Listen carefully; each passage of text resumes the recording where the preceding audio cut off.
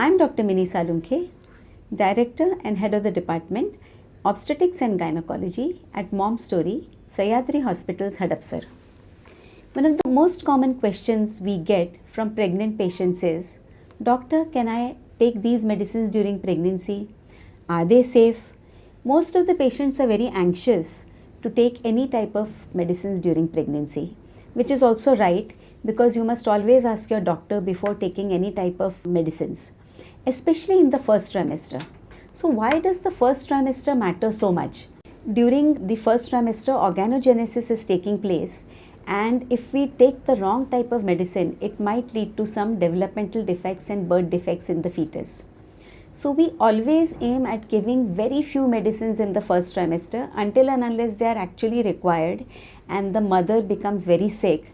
In that case, we do take the help of the physician and advise her regarding any medicines which can be taken. So what are the safe medicines which are commonly taken by the pregnant patients in the first trimester?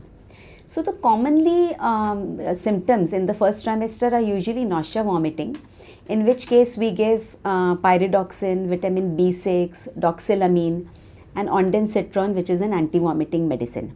So please don't hesitate to take these medicines. The doctor will also help you regarding this. For fever and pain, the commonest and the safest option is paracetamol. Please avoid certain analgesics and antipyretics like ibuprofen and other strong painkillers without asking your doctor. For cold and cough, generally what happens is that we tell them usually to take steam inhalations, nebulization if required for asthmatics, and to take betadine gargles and to avoid strong decongestants. Again, regarding antibiotics, if the pregnant patient does fall very sick, then definitely there are some antibiotics which are safe even in the first trimester and in the second and third, of course. And we take the help of the physician also to make them understand that everything is going well.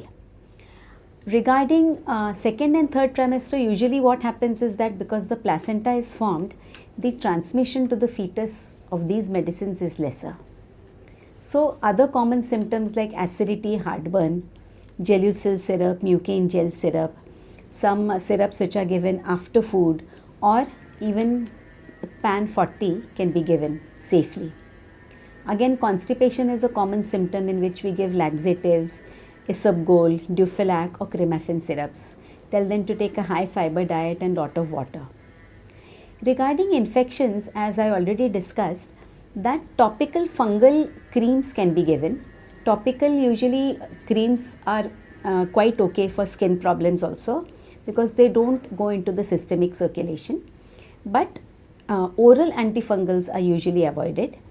For upper respiratory infections and urinary infections, especially in the second and third trimester, there are many antibiotics which are safe, many syrups and alkalinizers which are safe, and we can go ahead with them safely. For allergies, again cetirizines or Atrax, according to the how severe the allergy is, the pregnant woman is advised these, and in the third trimester there is no problem. So which are the medicines which are to be avoided? Absolutely. Those which are called teratogenic, that means if you take them in the first trimester, they may definitely lead to some defects in the baby. So basically there is a tablet called isotretinoin which is given for acne by the dermatologist. So even the dermatologist, when they start this medicine, they usually say that please don't get pregnant while taking these medications, and later on also for a few months avoid pregnancy.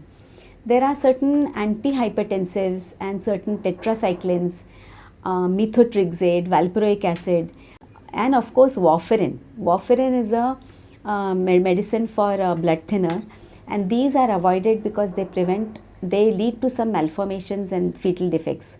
So basically when the patient is coming to you in the preconceptional age, then at that time what happens that we ask her the history, and if these medications are already on, we would tell her to change the medications before she wants to conceive. So it is very important to come in the preconceptional time itself so that we can change the medications and make them pregnancy safe.